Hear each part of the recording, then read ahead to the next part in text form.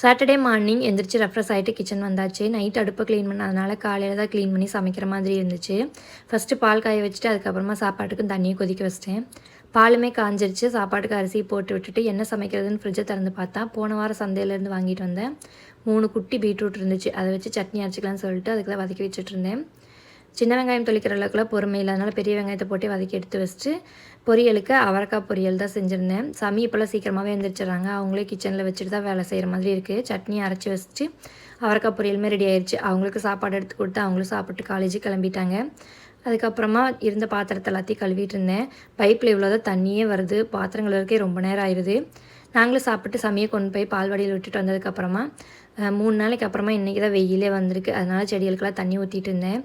இந்த மாதிரி 7 இலை வர இலையை வந்து கட் பண்ணி விட்டுட்டோம்னா தான் செடி நல்லா தலையும். அதுக்கப்புறம் செவந்தி செடிக்குமே தண்ணி ஊற்றி விட்டாச்சு.